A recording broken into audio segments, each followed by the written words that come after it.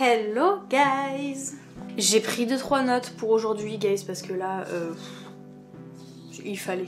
Le sujet du jour, c'est un sujet qui a quand même été assez évoqué sur YouTube je trouve, mais j'avais envie de mettre un petit peu ma patte, voilà, parce qu'il y a une petite actualité là-dessus sur laquelle je suis tombée et dont je voulais vous parler et je me suis dit que faire une vidéo directement sur le sujet ça pouvait être sympa. Aujourd'hui on va parler de l'âge en Corée du Sud.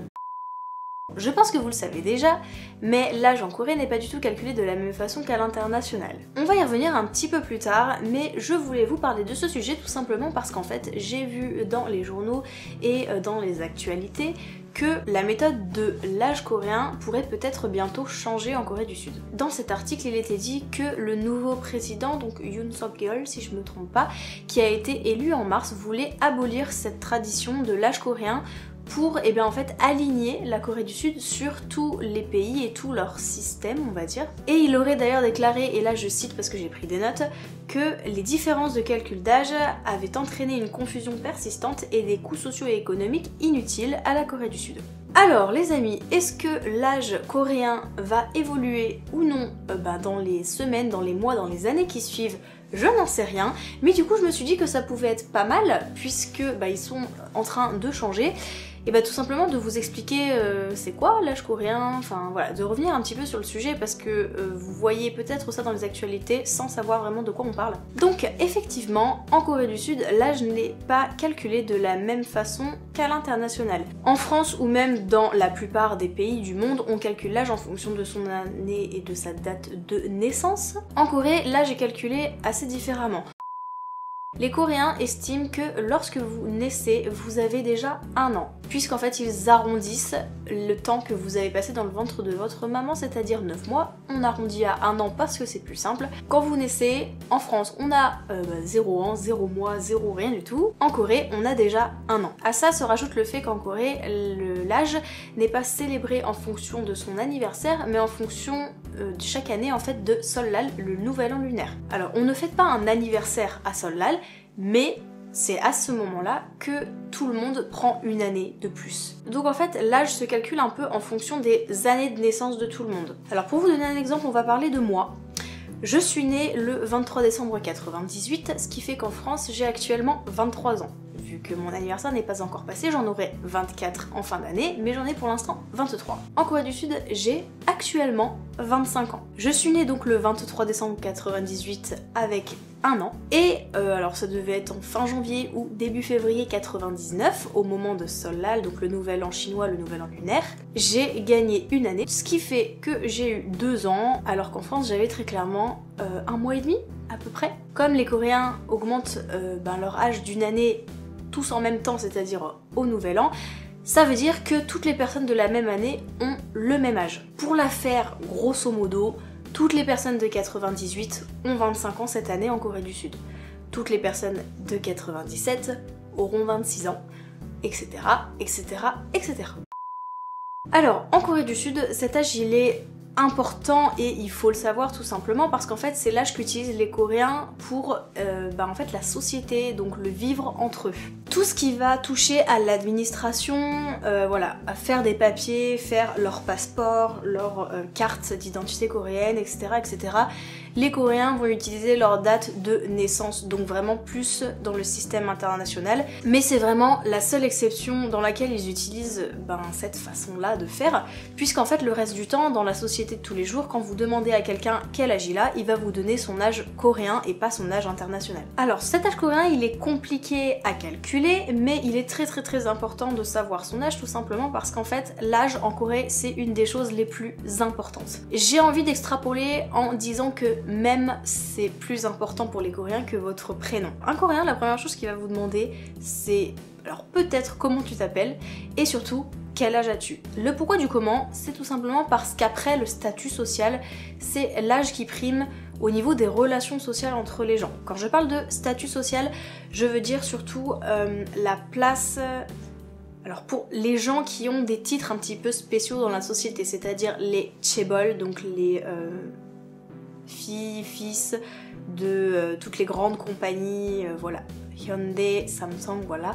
Toutes ces familles-là sont des familles de riches, entre guillemets, sont des familles chaebol. Elles ont un statut social plus élevé, donc même si il y a une personne de 15 ans dans la famille, vous allez devoir avoir du respect beaucoup plus pour cette personne. Également, toutes les personnes qui vont être les professeurs, les patrons, c'est vraiment la seule exception sur l'âge, dans le sens où même si quelqu'un est plus jeune que vous, vous lui devez le respect de par son statut social. Mais en dehors de cette case-là et de cette exception du statut, la deuxième chose du coup qui vient après et qui va vous dicter votre conduite en fait avec les gens, c'est votre âge. Plus une personne est âgée et plus elle aura la priorité entre guillemets sur le respect et sur en fait sur les autres tout simplement. On en a déjà parlé un petit peu et je pense que vous le savez même en regardant des vidéos sur la Corée ou même en regardant des dramas.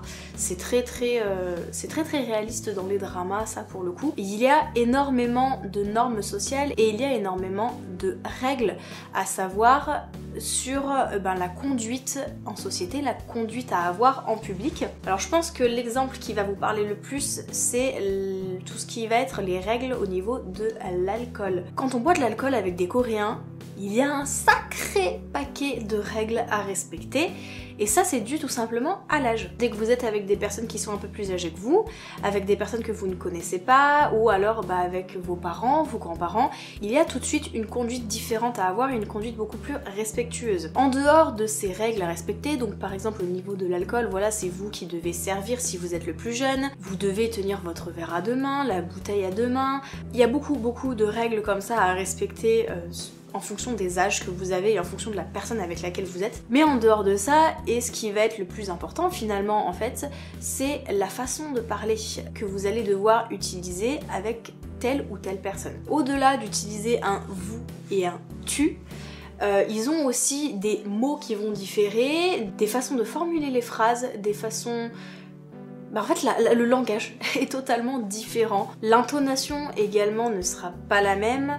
Les mots que vous allez employer certaines fois ne seront pas les mêmes. La totalité de votre langage va être différent en fonction de si vous parlez à une personne plus jeune que vous ou une personne plus vieille ou en tout cas à qui vous devez un respect. Quand je dis vous devez le respect aux aînés, et les plus jeunes vous doivent le respect. On est d'accord que c'est dans les deux sens, hein. Je dis pas vous crachez sur les plus jeunes et vous faites la révérence devant les anciens, c'est vraiment pas ça, hein. Quand je parle de respect, c'est plus de tenue.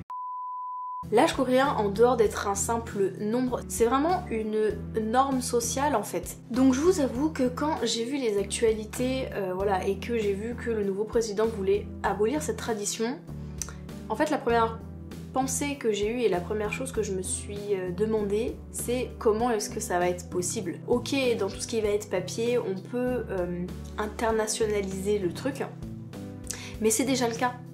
C'est déjà le cas puisqu'en fait, comme je vous l'ai dit, on utilise surtout l'âge, la date de naissance plus que l'âge dans tout ce qui va être papier et administratif. Là où ça changerait vraiment quelque chose, c'est dans la vie de tous les jours et je ne pense pas que les Coréens pourraient s'adapter facilement à ce système. C'est devenu une partie de la culture, c'est devenu une norme sociale. Donnez-moi votre avis là-dessus, si vous voulez un peu qu'on débatte en commentaire. Je suis curieuse de savoir ce que vous pensez de cette situation.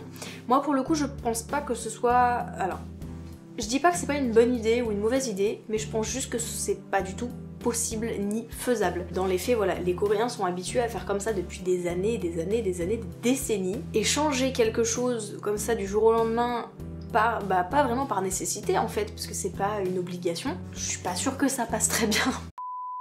J'ai pas vu énormément encore d'articles sur le sujet, donc j'ai pas vu pour l'instant de vidéo ou quoi que ce soit sur ce qu'en pensent les Coréens en fait, sur leur avis là-dessus. Peut-être quand ce sera le cas et si jamais ça vient à évoluer et à prendre plus d'ampleur et plus d'importance dans la société coréenne, à la limite je pourrais refaire une vidéo plus tard là-dessus. Pour l'instant c'est vraiment un préquel, c'est que le début de la chose. Parler comme ça d'un fait de société, d'un fait politique, social, je pense que ça peut être pas mal à faire de temps en temps sur ma chaîne.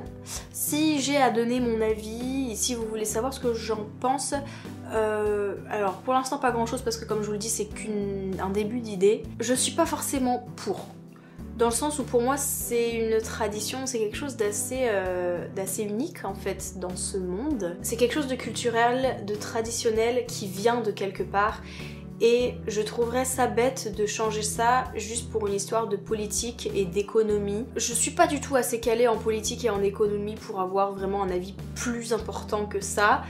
Mais pour moi c'est vraiment quelque chose d'assez inutile et au contraire je trouve qu'on perdrait un peu du charme traditionnel coréen en changeant quelque chose comme ça. Parce qu'aujourd'hui, plus qu'être utile, cet âge coréen, il est quand même assez typique de là-bas. Je suis un peu une puriste sur les bords et j'aime beaucoup tout ce qui est tradition, histoire, culture. Alors histoire du pays avec un grand H, j'adore tout ce qui va être voilà, un peu traditionnel et tout ça et très typique. Donc à ce niveau-là, moins il y a de changements et mieux je préfère en fait, tout simplement. Donc forcément, j'ai un avis plus sur le contre que sur le pour de ce changement. Dites-moi ce que vous pensez de ça. Et dites-moi également, quel âge vous avez en Corée. La team 98, voilà, gros bisous. Je vais m'arrêter là pour cette vidéo, j'en reparlerai peut-être ultérieurement s'il y a une évolution. Si jamais vous voulez que je traite d'autres sujets comme ça d'actualité, de société, n'hésitez pas à me le dire ou n'hésitez pas à me donner des idées de choses auxquelles vous voulez que je prête un petit peu plus attention. Si vous avez aimé cette vidéo, on n'oublie pas le like, l'abonnement, comme d'habitude je pense que vous savez. Je fais également petite promotion pour mon autre chaîne, j'ai sorti un vlog à Paris il y a 2-3 semaines de ça maintenant, enfin quand je vais poster cette vidéo je pense que ça fera presque un mois. N'hésitez pas à aller regarder cette vidéo, je vous ai fait un post la semaine dernière d'ailleurs pour vous la partager. Sur ma chaîne coréenne je fais certaines vidéos en face cam, donc voilà je parle coréen, là pour le coup je pense pas que ce soit très intéressant pour vous puisque si vous comprenez pas le coréen il y a vraiment rien à savoir, mais tout ce qui va être vlog, et j'en fais quand même pas mal sur ma chaîne coréenne, je pense que ça peut vous intéresser puisque même si je parle coréen en soi, le plus important dans un vlog c'est les images.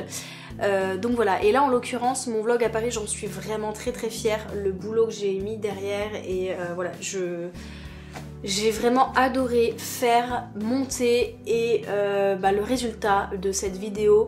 Donc s'il vous plaît, voilà, allez la voir en masse, allez la partager sur vos réseaux, partagez même ma chaîne, partagez tout, voilà, pour que je puisse avoir un peu plus de visibilité. Bref, je vous dis dans tous les cas à la semaine prochaine pour une nouvelle vidéo et en attendant, je vous fais de gros bisous.